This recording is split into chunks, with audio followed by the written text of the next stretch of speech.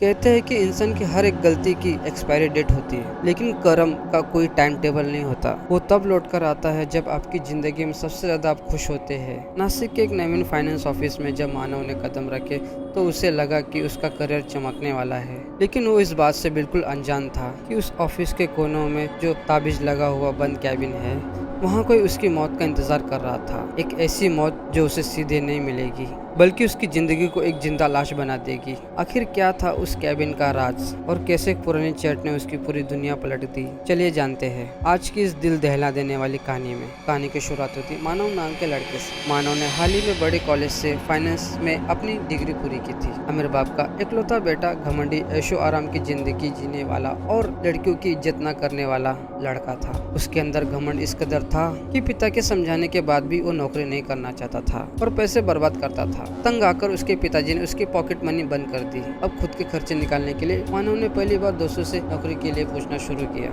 लेकिन उसके बुरे बर्ताव की वजह से किसी ने उसकी मदद नहीं की। तभी एक दिन उसके पास कॉलेज की एक पुरानी क्लासमेट जिसका नाम नेहा था, उसका मैसेज आता। नेहा ये वो लड़की थी जिसे कॉलेज के दिनों में मानव ने शराब के नशे में सबके सामने बदतमीजी और छेड़खानी की थी। मानव को लगा कि नेहा सब कुछ भूल चुकी है। नेहा ने उसे नासिक एक बड़े फाइनेंस फर्म में खाली हुई अपनी पुरानी इंटर्नशिप की जगह दे दी। मानव खुश हो गया। इंटरव्यू हुआ और उसे नौकरी मिल गई। ऑफिस का पहला दिन सब कुछ बढ़िया था, लेकिन शाम होते ही मानव की नजर फ्लोर के कोने में बने एक अजीब सी कैबिन पर गई। उस कैबिन के दरवाजे पर दो बड़े ताबीज लटके थे और सिंदूर बिखरा हुआ था। फिर मानव कलीग से पूछते, भाई ये कैबिन इस तरह बंद क्यों है? अरे भाई उधर देखना भी मत। एक महीने पहले वहाँ जो लड़की काम करती थी उसने अचानक आना बंद कर दिया। बाद में पता चला उसने सुसाइड कर लिया है। उसके बाद से उस कैबिन से अजीब अजीब रोने और चिल्लाने की आवाज़ आती है, इसलिए मैनेजमेंट ने इसे हमेशा के लिए लॉक कर दिया। मानव ने इस बात का मजाक उड़ाया और अपने काम में लग गया। कुछ ही दिनों में बॉस को इम्प्रेस करने के लिए मानव ने रात पर रुककर काम करना शुरू कर दिया। एक रात जब घड़ी में 11 बज रहे थे, पूरा ऑफिस खाली था। सन्नाटे को चीरती हुई मानव की कीबोर्ड की आवाज़ गूंज रही थी। तभी अचानक उसके ठीक पीछे एक ठंडी कांपती हुई आवाज़ आई। बहुत थक गए हो ना मानव?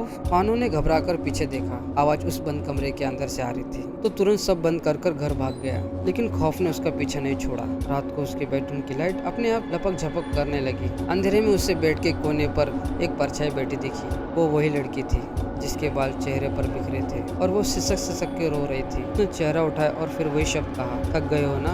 मानव डर के मारे वहीं बेहोश हो गया। अगले कुछ दिनों तक ये सिलसिला थमा नहीं। ऑफिस में उसकी परफॉर्मेंस खराब होने लगी।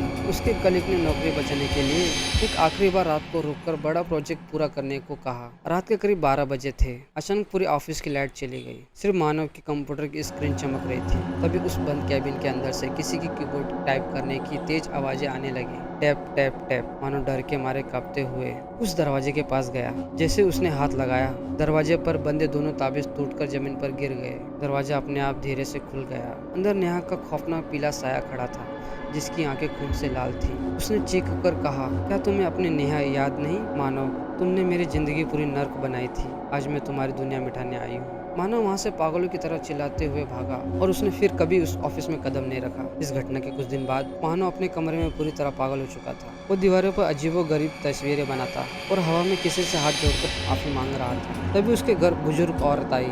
वो और कोई नहीं, नेहा की बदकिस्मत माँ थी। तुमने सोचा था मानव, कॉलेज में जो तुमने मेरी बेटी के साथ बदसलूकी की उसका कोई अंजाम नहीं होगा? तुम्हारी उस एक हरकत ने मेरी बच्ची को डिप्रेशन के इस दलदल में ढकेल दिया कि उसने उसी ऑफिस के केबिन में अपनी जान दे दी। उसकी मौत के बाद भी उसकी आत्मा तड़प रही थी बदला लेने के लिए। इसलिए मैंने ही तुम्हें नेहा की पुरानी चैट का इस्तेमाल करके उस ऑफिस में बुलाया था, ताकि तुम्हें तुम्हारे कर्मों का हिसाब मिल सके। आज मेरी बेटी की आत्मा को शांति मिल गई, क्योंकि तुमने अपनी दिमागी हालत खो दी है। जैसी नेहा मेरी बच्ची थी, तुम भी किसी के बेटे हो, इसलिए तुम्हें मैं जिंदा छोड़ रही हूँ। लेकिन ये पागलपन अब तुम्हारी जिंदगी भर की सजा है। हम अक्सर अपनी ताकत, पैसे या सुख के नशे में दूसरों को कमजोर समझ लेते हैं। किसी लड़की के साथ की गई बदतमीजी या किसी का उड़ाया गया मजाक सिर्फ एक पल का घटना नहीं होती, वो समझने वाले की पूरी जिंदगी तबाह कर सकती है। याद रखिए, ब्रह्मांड में सब कुछ गोल है। आज आप जो दूसरों को देंगे, चाहे वो सम्मान हो या दर्द, कल वो आपके पास दुगना होकर लौट कर आएगा। भूत प्रेत से ज्यादा खतरनाक हमारा खुद का बुरा कर्म होता है, जो कभी पीछा नहीं छोड़ते।